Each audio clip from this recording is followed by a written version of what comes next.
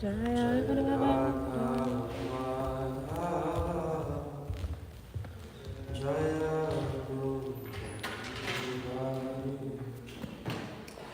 Jaya Gopi Janavallabha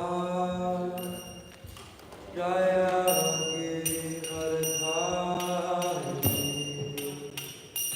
Jaya Giridharini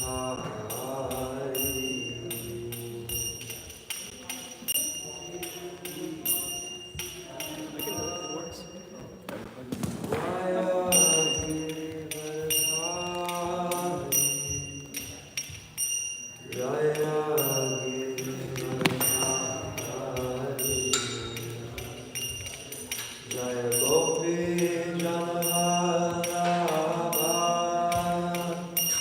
Jaya Giridharini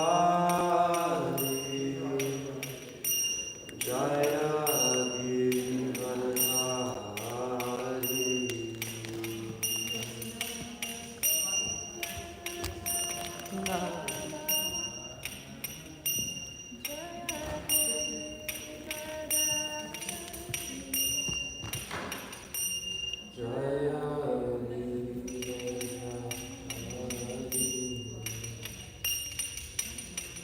Yashodanandana Brajajanaranja Sodanandana Janaranjana Yashodanandana Brajajanaranja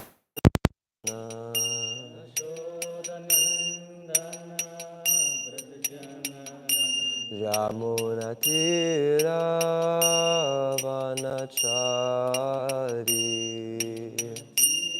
Jai. Wow. Jaya Radha Madhava Jaya Kunja Bihari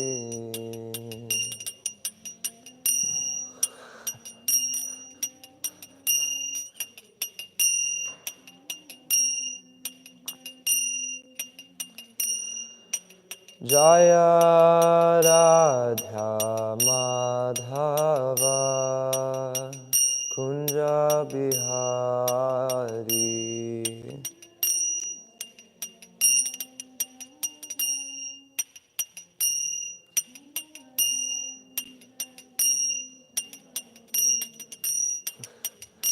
Hare Krishna Hare Krishna Krishna Krishna Hare Hare Hare Rama Hare Rama Rama Rama Hare Hare Krishna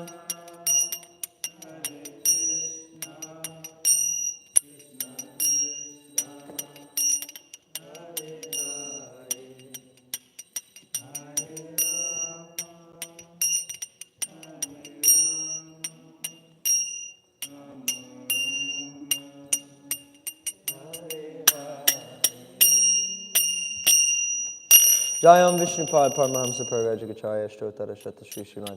His Divine Grace Srila A.C. Bhaktivedanta Swami Srila Prabhupada Ki Jai. Jayam Vishnupad Paramahamsa Parivajagacharya Shtotara Shata Shri Srimad. His Divine Grace Srila Bhaktisiddhanta Saraswati Thakur Goswami Prabhupada Ki. Ananta Koti Vaishnava Vrinda Ki. Namacharya Srila Haridas Thakur Ki. Prem Se Gaur Shri Krishna Chaitanya Prabhu Nityananda Shri Advaita Gadadhar Shivas Adi Gaura Bhakta Vrinda Ki. Shri Shri Radha Krishna Gopa Gopinath Sham Kund Radha Kund Giri Govardhan Ki. Shri Vrindavan Dham Ki. Mayapur Dham Ki. Jagannath Puri Dham Ki. Ganga Maya Ki. Yamuna Maya Ki. Tulsi Devi Ki. Bhakti Devi Ki. Samabeda Bhakta Vrinda Ki. Nitai Gaur Premanande. Hari Hari Bol. All glories to the assembled devotees. All glories to the assembled devotees. All glories to the assembled devotees. All glories to Sri Sri Guru and Sri Gauranga. All glories to Srila Prabhupada. This was offered? This was offered? Okay. Hare Krishna, everyone. Welcome. Hare Krishna. Welcome. Your first time here? What's your name? Adela. ¿De dónde es? Mexico. Mucho gusto. Welcome. Thank you for coming. So this is we do this every day here in the temple, and it's an ancient book. I'm sure maybe Divyangi told you about it, but it's an ancient book which we study, and it's actually renowned by the most greatest sages and yogis from thousands of years on to present day. And so one of the processes in our spiritual practice is through the process of speaking, and also through the process of hearing, we can actually develop deeper spiritual connection with God. So there'll be some mantras that I'm chanting. Don't feel intimidated. It's just ways to like invoke what we call like auspiciousness or good fortune for the entire atmosphere. So today we're on the third canto, chapter 30, and text 31. Om Namo Bhagavate Vasudevaya. Om Namo Bhagavate Vasudevaya.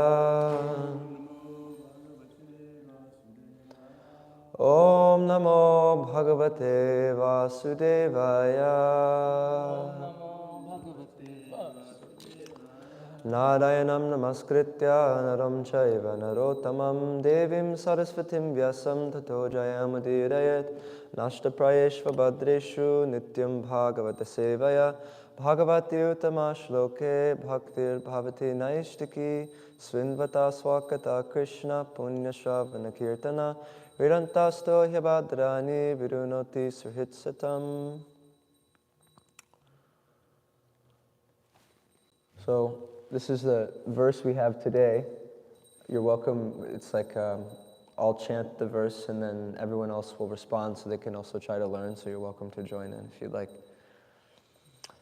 Eka prapadyate dvantam hitvedam swakalevaram kushale tarapateyo Bhutadrohena yadbritam Eka prapadyate dvantam Hitvaitam swakalevaram Kushale tarapateyo Bhutadrohena yadbritam Eka prapadyate dvantam Hitvedam swakalevaram Kushale tarapateyo Bhutadrohena yadbritam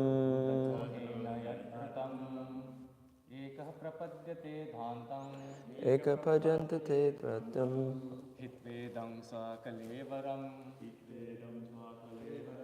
Kushale tarapateyo Bhutadrohena yadbhrutam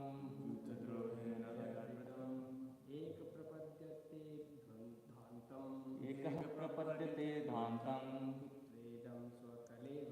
Hitvedam swakalevaram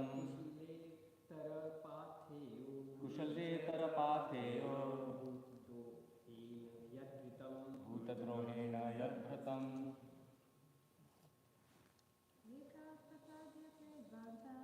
Ekam prapadyate dvantam Hitvedam swakalevaram Kushale tarapateyo Bhutadrohena yadbritam Ekaha alone Prapadyate he enters Dvantam darkness Hitva after quitting Idam this Swa his Kalevaram body Kushla itara sin Pateyaha his passage money Bhuta to other living entities Johena by injury Yat Which body? body? Vritam was maintained. So right now we're hearing about a specific aspect of, you're familiar with karma? So there's certain activities that you do and you get certain reactions for things that you do.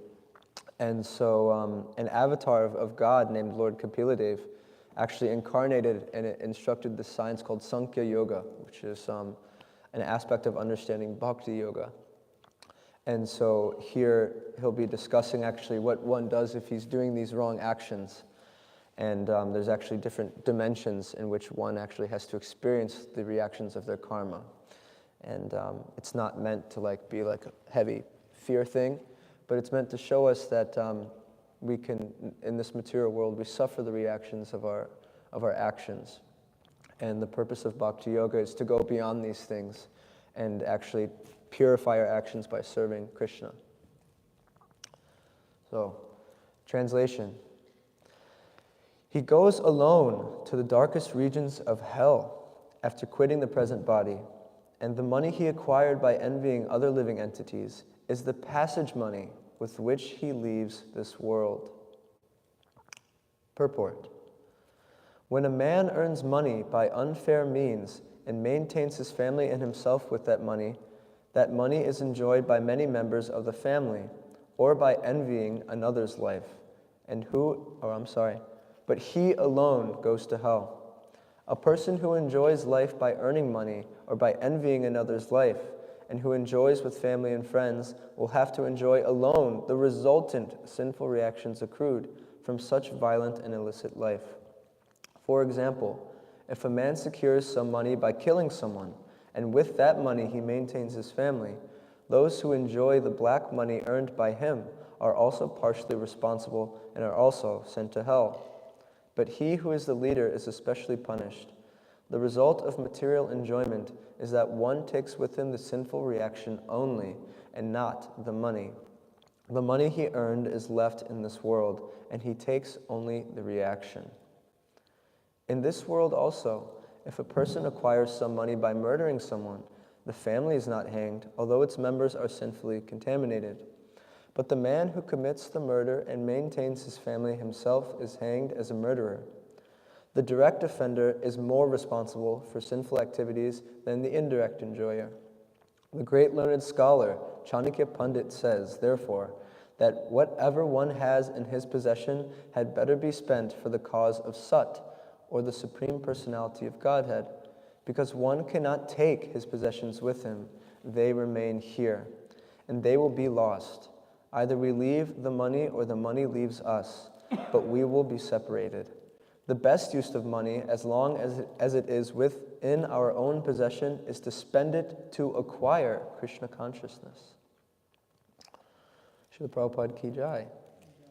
Om Jnanatimidandasya Jnananjana Shalakaya Chakshurim Militam Yena Tasmai Shri Gurave Namaha Shri Chaitanya Manopishtam Stapitam Jena Bhutale Swayam Rupa Kadamahyam Dadati Swaparantikam Vandeham Shri Guru Shriuta Padakamalam Shri Gurum Vaishnavamscha Shri Rupam Sagrajatam Sahagana Raganatanvitam Tam Sajivam Sadvaitam Savadutam Parijana Sahitam Krishna Chaitanya Devam Shri Radha Krishna Padan Sahagana Lalita Shri Vishakanvitamscha He Krishna Karuna Sindho Dinabandho Jagatpate Gopesha Gopika Kanta Radha Kanta Namostute Tapta Kanchana Gaurangi Radhe Vrindavaneshwari Vishabhanu Sute Devi Pranamami Hari Priye Vanchakalpatarubhyascha Kripa Sindhubhya Evacha Patitanam Pavanebhyo Vaishnavebhyo Namo Namaha Jai Shri Krishna Chaitanya Prabhu Nityananda Shri Advaita Gadadhara Shivasari Gaura Bhakta Hare Krishna Krishna Krishna Hare Hare Hare Rama Rama Rama Hare Hare. Hare Krishna. First, I'd like to seek the blessings of all the devotees present so that I can speak something that's of value and we can all walk away with some more inspiration in our spiritual life. Has anyone heard of the story of the king's 4 wives? No? There's a story about a king on his deathbed, and the king is terrified of leaving his body alone. And so he has these 4 different wives. And so the king calls in his 4th wife, who he was, always very attracted to, and would always spoil her with things, give her nice items and clothing and things as such. And he came in and he asked her to come. Will you come with me to the afterlife? And she paused and she said, no. When you go, I will most likely remarry. So he became very morose. So then he calls the 3rd wife in. I'm terrified of going alone. Will you come with me to the afterlife? And then she also says, no, I can't come with you to the afterlife. I'm sorry. So he's thinking, oh my God, what am I going to do? So he calls the 2nd wife in. And the 2nd wife, he always had a lot of trust in. And I forgot to mention, the 3rd wife, he would show her off to everyone. He'd always take her out to parties and things as such. He felt very proud of his 3rd wife. So his 2nd wife, he was very close with. It was like a very familial relationship, very dear. He always could reveal his heart. He could express things in a proper way. And so his 2nd wife, he asks if she'll come with him to the afterlife. And she says, no, I can't come with you. But I will come and honor your death at your funeral. I'll do that much. So the king is feeling very morose. And without even asking, the 1st wife, who the king mostly neglected, who he first married, she burst into the door and she said, I'll come with you. And the king said, oh my God, this whole time I've been paying attention to my other 3 wives. But my 1st wife, you've been with me this entire time, no matter what's happened, and I've neglected you the most. And this is my biggest regret. So this is actually an analogy. So these 4 wives, they represent different aspects of our current position in a material body. So the 4th wife, as I mentioned, are like our possessions. As he felt very prideful, he liked to have these things and decorate them. And so he asked the wife to come with him, and she said, no, I'll probably remarry when you leave. So just as when we leave this body, our possessions also go somewhere else. They don't come with us when we leave. So the 3rd wife represents our body. So we like to decorate our body with nice things, our characteristics. We like to show them off to other people. I'm this intelligence. I have this amount of strength, or I have this amount of wealth. But the body, unfortunately, also doesn't come with us when we die. And so the 2nd wife then represents something even more intimate, which is our relationship with our family, with our friends. But even then, so when we leave the body, the friends and the family, they actually don't come with us. And so the king's feeling now very morose. And then the wife bursts in. The 1st wife bursts in. And who's the 1st wife? What does the 1st wife represent? The soul. Yeah. So the soul's always accompanying us. And in our case, we can also say it's like the super soul. And so in this life, this human form of life, we've achieved such an advanced stage of consciousness that we also have the capability to make certain choices based on our desires. And through those choices, we perform different actions. And most people neglect that nourishment of the soul. And so here is what we're learning. What happens to one who's neglecting, not only neglecting the use of the soul, the purpose of spirituality in human life, but also what happens to them when they degrade themselves. When they degrade, they cover the soul more with materialistic, what was called sinful here activities. But what we understand as sin in our practice isn't necessarily like a condemnation from God. It's not like Krishna's like throwing the iron fist down. It's actually said that sin in our practice is something that simply pushes us further away from God. And it's that all that mentality and actions are based on a mentality of I, me, and mine, of I want to enjoy, I want to be the center of the universe.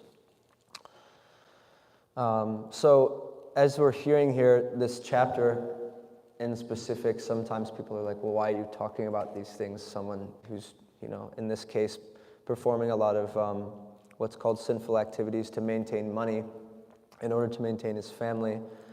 First of all, why is that a bad thing? And why are we even discussing what happens to him afterwards? So, as I said, based on the bodily concept of life, it's not sufficient enough. There has to be a deeper level of consciousness to which the actions that we perform.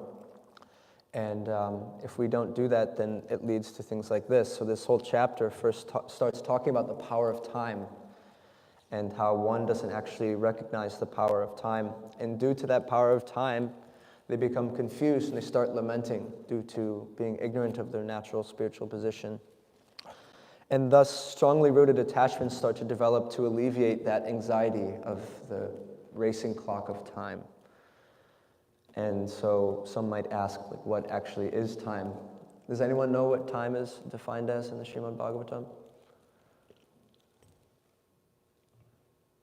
So it's said that time is defined as something which causes one thing to decay.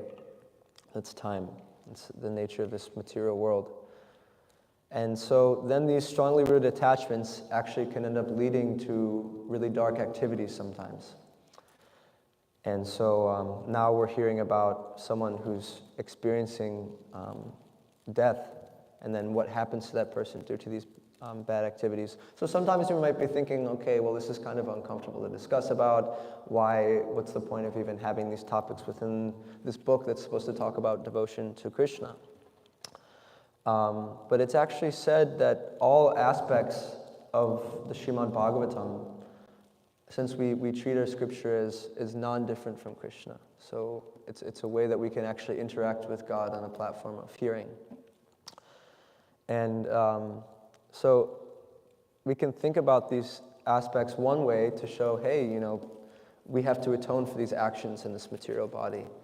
And there's a way to actually come out of that through coming to our natural position of serving God. And that actually relinquishes our kind of materialistic reactions, good or bad. So there's also a part in the 5th canto of the Srimad Bhāgavatam which discusses a lot of these intense experiences that one can have if they perform certain bad activities. So karma, for example, if I kill someone, then I have to be killed, either in this life or in my next life. And sometimes people have to suffer also different reactions for that.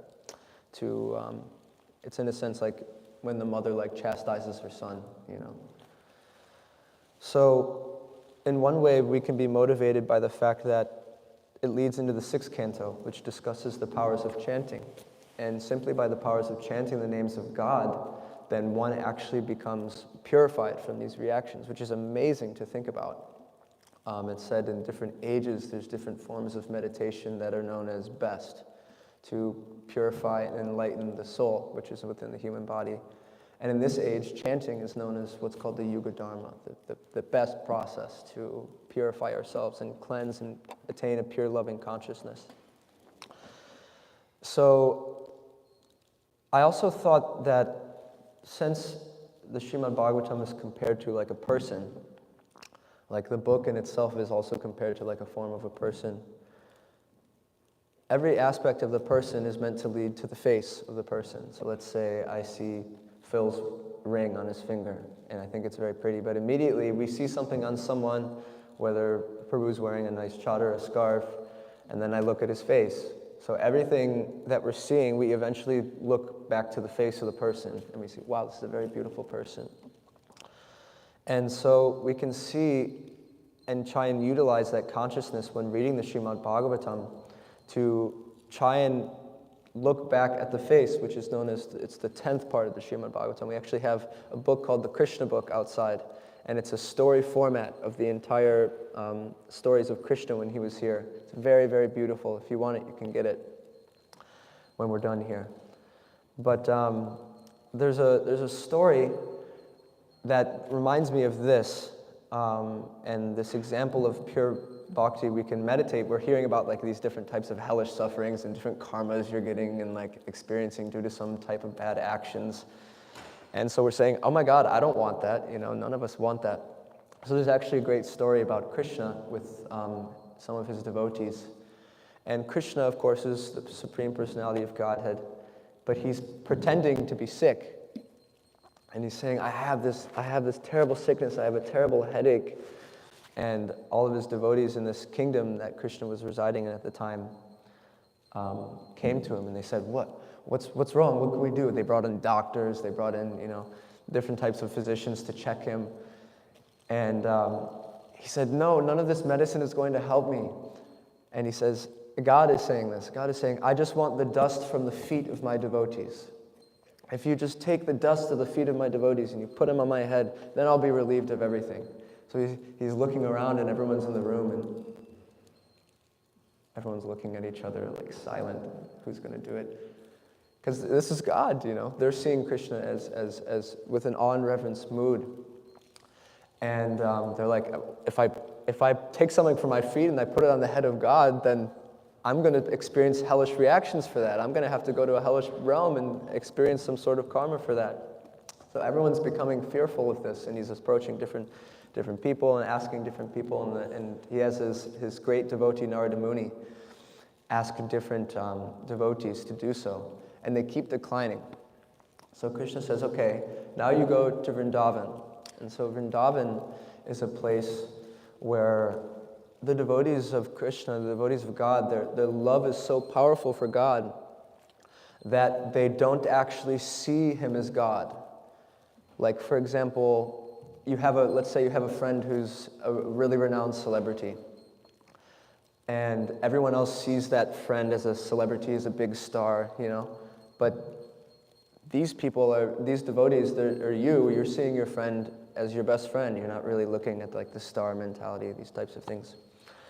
So their love is so powerful for Krishna. Krishna said, okay, go there and you ask them. And so he goes immediately to the gopis, who are known as the topmost devotees of Krishna. They've surrendered everything to Krishna in their loving relationship with him. And it reminded me of this story because Narada Muni approaches them and he says, Krishna needs the dust from your feet to cure his headache. And within an instant, they didn't think anything of going to hell. They didn't think of their reactions. They just thought of satisfying and pleasing God, of pleasing Krishna with their love. And so I wanted to read this little excerpt. Srila Prabhupada talks about this too. It's in a brief story. Our teacher, Srila Prabhupada, it's really, really beautiful. So he says, Ramya Kachid Upasana Vrajavadhu Vargena Yakalpita. There is no upasana, method of worship, as it was conceived by the gopis, first class. So the point is that superficially, it may appear sometimes against the social and religious rules and regulations. But if it is done for Krishna, anukulyena, bhakti means anukulyena Krishna anushilanam. Krishna should be satisfied. That is, it doesn't matter. Krishna should be satisfied. Just like Krishna pretended that he was sick, and many physicians came. He said, no physician cured me. If some devotees give me the dust of his feet on my head, then I can be cured. So all devotees were asked, and nobody, how can I give my dust on the head of Krishna? How is it possible? Nobody prepared. Then Krishna asked that, go to Vrindavan, just ask the gopis if they can give. They are my best friends. If they are prepared, I am very much suffering from this headache. So nobody was prepared to go. As soon as the gopis were approached, Krishna is sick. They want, dust of my lotus feet? Immediately. Please take, please take. She did not care that we are going to hell by offering our dust of feet on the head of Krishna. Never mind, we shall go. Krishna will be happy. That's all. Krishna will be happy. This is Gopi. It doesn't matter, the whole world is going to hell. But if Krishna is satisfied, a devotee is prepared to do that. That is called Uttama Bhakti. Anu Krishna Nushilanam Bhaktir Uttama. You'll find this in Bhakti Rasamrita Sindhu. Anya Bilashita Sunyam. To not make business with Krishna. I shall be a devotee of Krishna provided my everything is all right adjusted. I shall not be sinful. I shall not do this. I shall not do that. My family will be kept nicely, this and this. All these conditions. Just as people go to Vrindavan, all the money distributed. And there are many persons, and the sons and grandsons are all right that, quote, you send me 200 rupees per month and all the 2 crores of rupees, that is for you, that is for you. That is not for Krishna. And simply for my eating, you send me 200.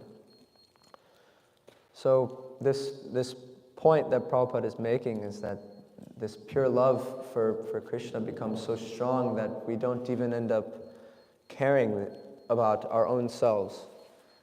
It's said that that's also a way of love, when there's a reason to be separated from someone, but it doesn't happen because of that pure loving connection. So we're hearing about these things, and I was thinking that we can also reflect this back to the face of the Bhāgavatam.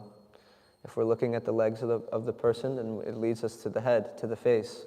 And so we can meditate on this idea. I mean, me personally, I have no desire to experience any type of intense suffering, karma, but we can aspire to have such intense and deep love for Krishna that it doesn't matter where we go. It doesn't matter what happens to us. It doesn't matter who says something to us, who does something to us, whatever situation we're put in. If we're fixed in that loving consciousness of Krishna, it doesn't matter where we are.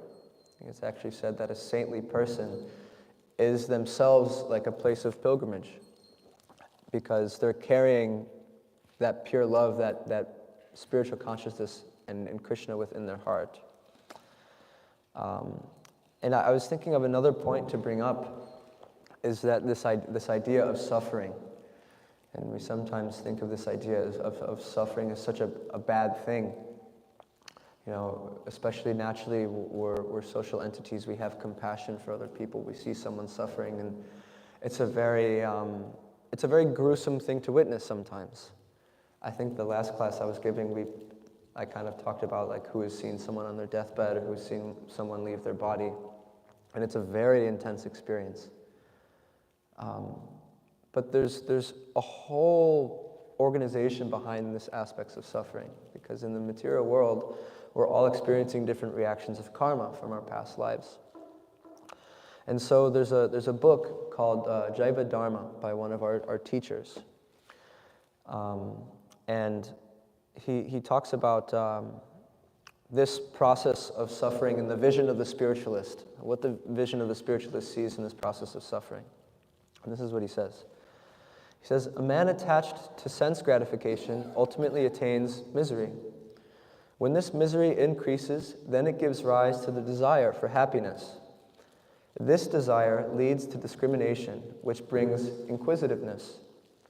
Because of inquisitiveness, one attains the association of saints, which gives rise to faith.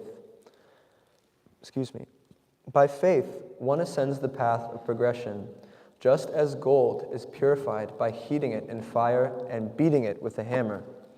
In the same way, the jiva, the soul, who is affected with the contaminations of sense enjoyment, so that this consciousness of I'm the body, I want to enjoy, I want to be the center of the universe,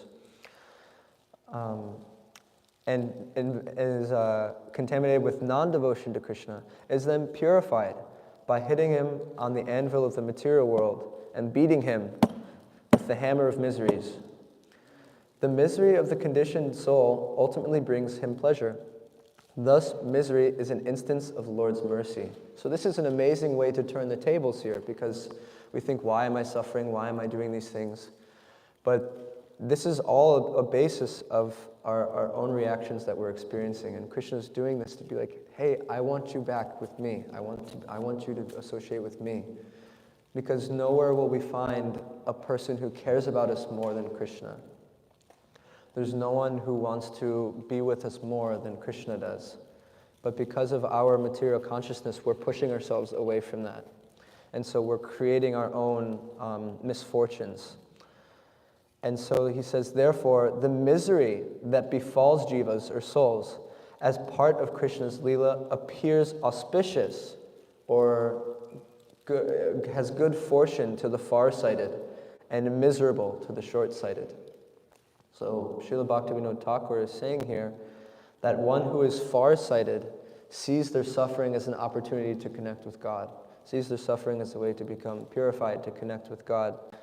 And the short-sighted just are identifying with the body and the experiences that they're experiencing at this moment. Oh, I broke my arm, my life is terrible, and it's a natural thing for us to experience. But when we learn, especially through this process of hearing and chanting, that consciousness becomes purified. And so then we start to have a deeper vision and a deeper sighted vision of what we're experiencing. And so through that consciousness, we can actually, we can connect with Krishna through that. Sometimes like people who are the most elevated souls sometimes go through the most difficult tribulations. They go through the toughest situations. And it's actually also to show that it doesn't matter what external situation you're in. It's about the internal consciousness that you're maintaining and growing for yourself. So, yeah, this is kind of the 3 points I wanted to bring up today. That everything in the Bhāgavatam is meant to bring us to Krishna. And so no matter what we're hearing, it's meant to bring us closer to Krishna. And the second point is that we can also meditate on different scenarios of renowned devotees like the gopis who utilize these certain aspects, who don't care about where they go, who just care about thinking of and pleasing Krishna, pleasing God. And then we can also realize that any type of suffering we're experiencing in this world is actually an opportunity. We think sometimes that problems are there because they're just there. But it's actually said that problems exist due to our consciousness. So yes, the situation that we're in is difficult, but it's a problem when we don't see it as an opportunity to connect with Krishna, to deepen our own consciousness. So today is also a special day. So we have on the altar here, there's two of our lords, Lord Chaitanya and Lord Nityananda.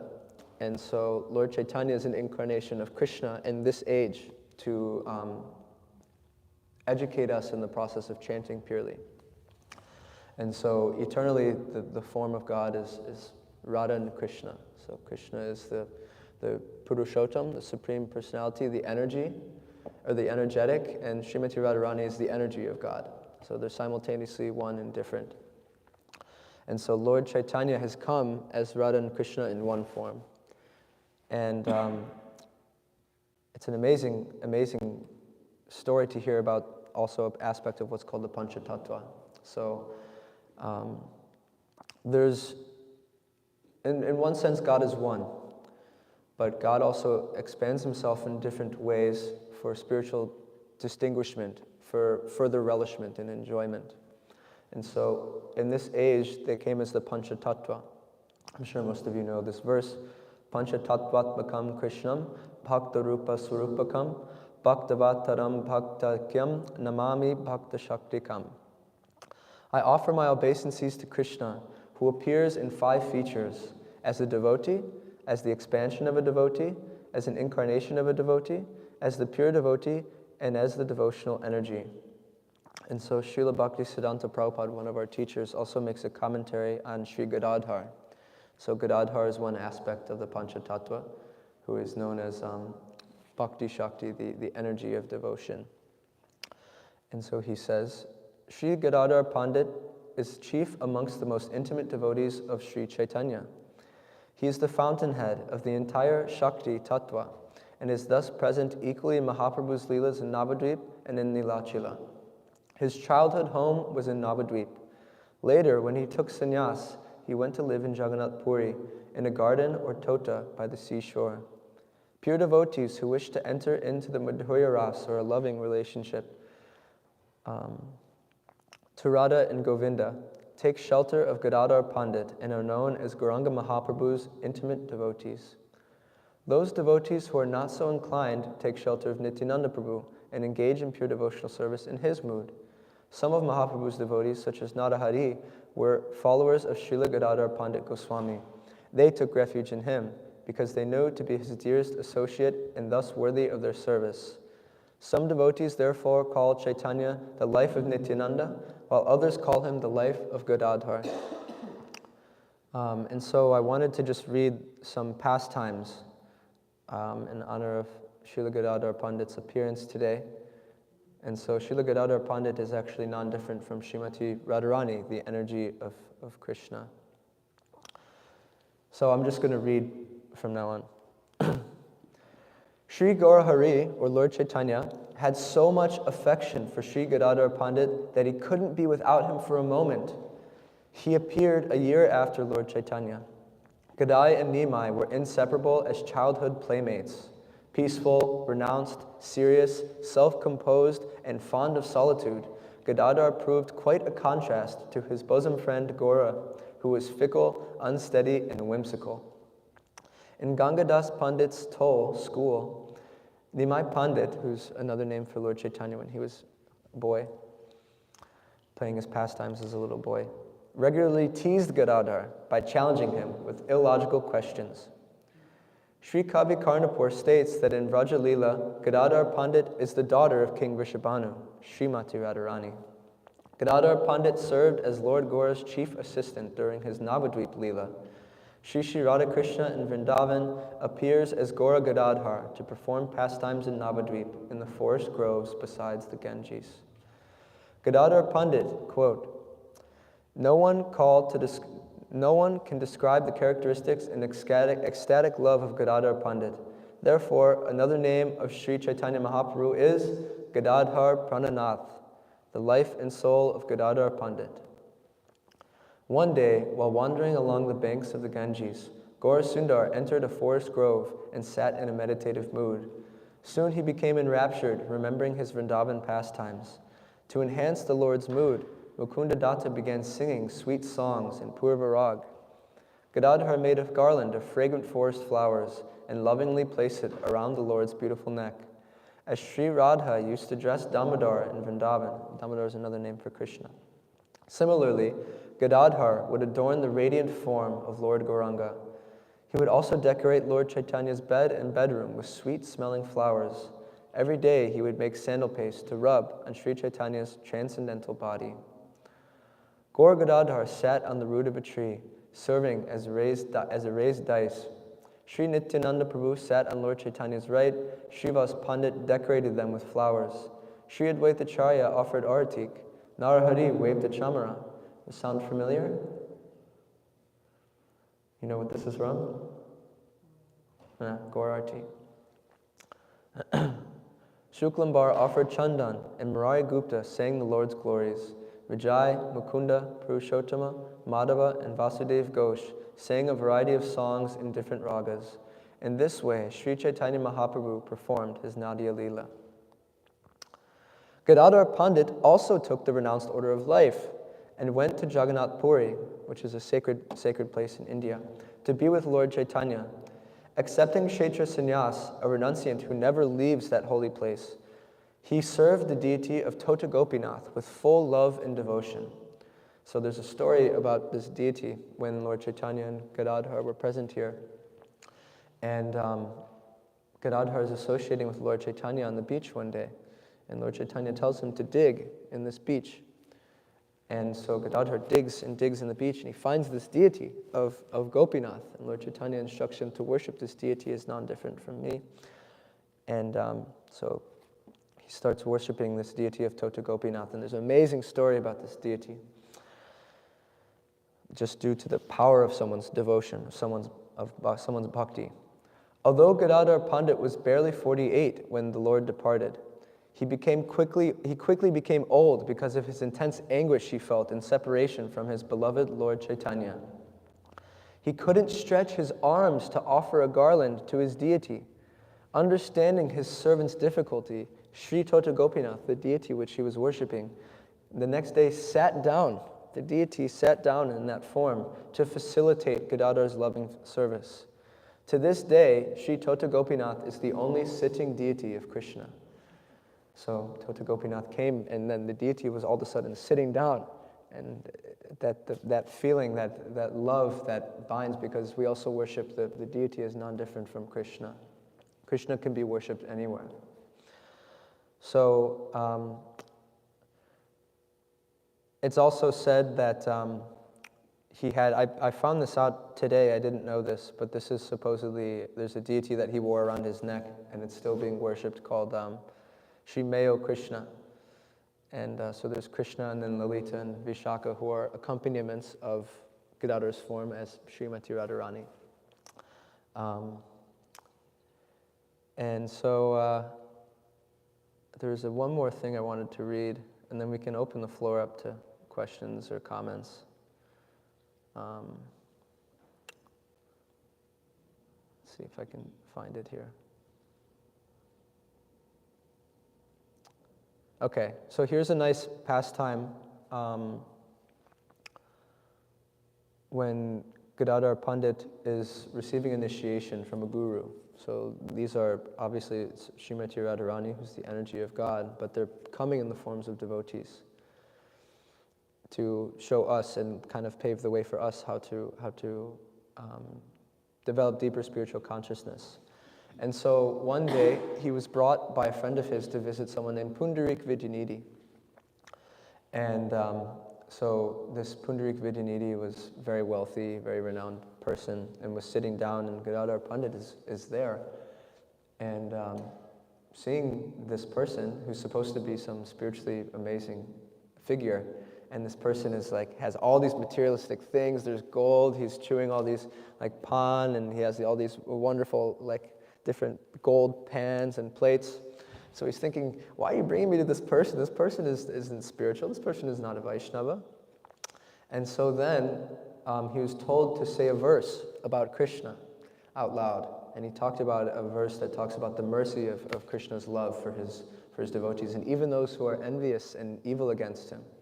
Krishna is all good. Anything he does is beyond a material platform. It's purely in goodness.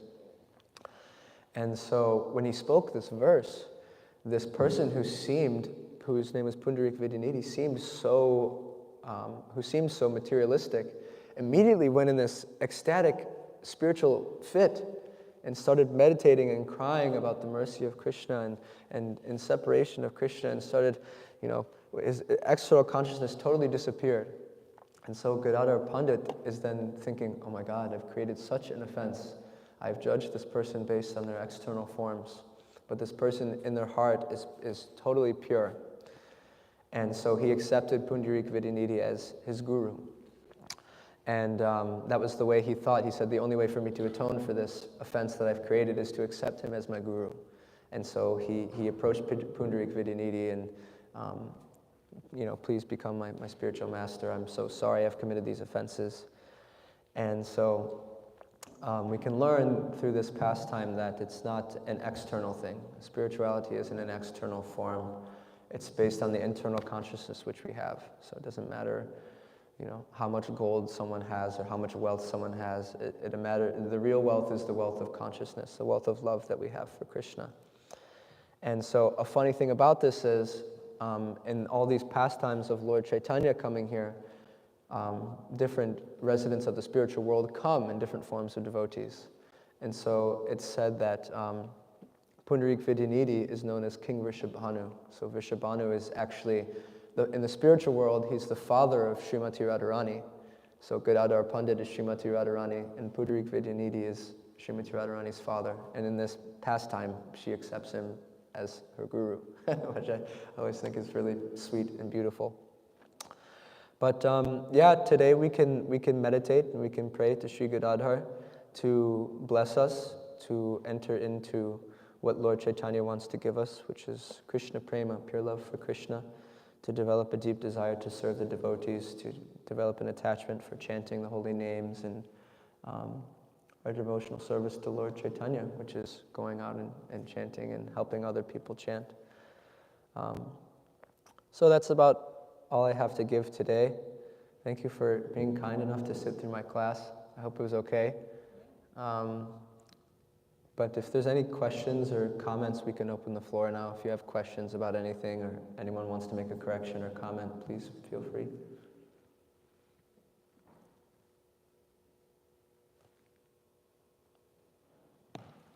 Tulsi Prabhu?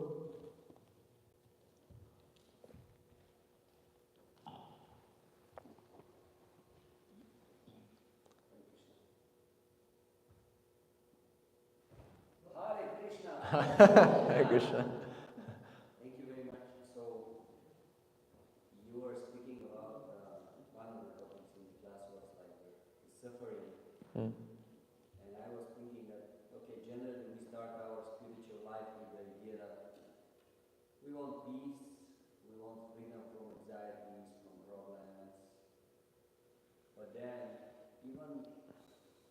spiritual people sometimes suffering is coming and bad things are happening. Hmm. So can you elaborate more how to look on these things? You said few things. Yeah. So the question is like, we're seeing sometimes when we're coming into spiritual life, we think it's just going to be all like peaceful and, you know, in one sense like sunshine and rainbows. But then you said we see other spiritual people experiencing some type of suffering, and then even we sometimes will experience suffering in spiritual life. Yeah, this is a wonderful question. So this basis of suffering, when we're operating in spiritual consciousness, although it appears externally as suffering, one who is advanced can actually see this suffering as a way to connect with Krishna. In another part of this book, the Srimad Bhāgavatam, Queen Kunti is praying that Krishna, please give us more calamities, because when the calamities are here, you're present with us. But when they're not here, now you're leaving. So, especially in spiritual life, we'll experience difficult things. And even more so sometimes than the material life we were living beforehand. Some can even say it's kind of like a test. You know, Krishna's wanting and guiding us to come closer to Him. And sometimes we don't necessarily come close to Krishna through just all sunshine and rainbows. It has to be both, because that increases the loving affection. So this process of suffering in our practice is a way to simply remember Krishna, and to remember that what I'm going through now is a temporary thing, and what I'm experiencing now is actually a way that I can dive deeper in my own spiritual consciousness. Because otherwise, we'll just continuously be identifying with the external forms of our suffering. But it's a way we can see is to dive deeper in our own spiritual practice. I'm not sure if that helps, or if that works. Yeah? I was just thinking about the same topic. Is it working? Because I have this question all the time. It's the most popular question Prabhu asks to so many people. And actually this, so-called suffering or different misfortunes, so-called in spiritual life, it helps us to develop deeper relationships with God, with Krishna. It's similar to mundane relationships. A friend, boyfriend, girlfriend, right? Like you would have to go through something. Otherwise, it's like, what's the value of these relationships? It doesn't bring you deeper. And Krishna is a person, so it's not different. It's different, but it's not. Yeah, so we can kind of think about it. And actually, when you're going through some kind of difficulties with someone, you probably everyone has experienced how deep relationships become. Very many people. In the same as Krishna, when you have this. Yeah. It's essentially what Krishna does. It meant for to bring us closer to Him. So I try to think about it. Yeah. It's said that a relationship shows its fruit not when things are going nicely, but when things are actually going in a difficult way. So, like, for example, someone shows their true colors when they're going. It's also the same thing with the individual. Like, someone can like put a facade on when they're all happy and well and things are going dandy and nice, but when things start to have some serious problems, then your true character will show. And it's no different in our relations. What to speak of our relationship with God, because God's the one who's actually never going to leave us. He's the one who always wants to associate with us and help us. So yeah, we can do that and utilize that by really trying to connect deeper and dive deeper in our relationship with God, with Krishna. So, nice comment. Okay, thank you very much. There was a hand raised. Connor, you wanted to say something? A little something I heard about No point. Okay. You have to use the microphone or else it doesn't count. Hare Krishna. Hare Krishna. I wanted to add a small point on Toda Gopinath that I heard about how the deity of Toda Gopinath was manifest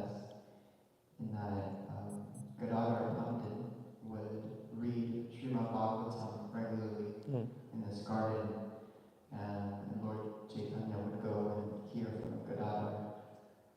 And out of ecstasy from hearing Srimad Bhāgavatam, Lord Chaitanya would start scratching the ground, well, kind of in the mood of how the gopis would scratch the ground. They'd be feeling anxious about Krishna. And slowly the ecstasy built, and he started furiously digging through the sand and calling out, Gopinath, Gopinath, Gopinath, until he actually hit the deities. They manifested in the sand. And came out of the kind of sand dune in the garden area, which is why the deity is called Toda Gopinath. And also when, like you mentioned, when Gadadhar was, he was slowly shrinking. This was after Lord Chaitanya's disappearance, so he was getting hunched over out of like this mood of being separated from Lord Chaitanya. And that's one of the reasons why he couldn't garland, was because he was just like hunched over and shrinking. And then he was thinking about giving over the deity worship to someone else because he felt inadequate to continue trying to worship Toda Gopinath. And then Lord Chaitanya appeared in a dream and said, no, only you can do it, only you can do it. And then that's the next morning he went and discovered that Toda Gopinath had sat down very sweetly. Yeah. Amazing. Thank you for that, Kana Prabhu.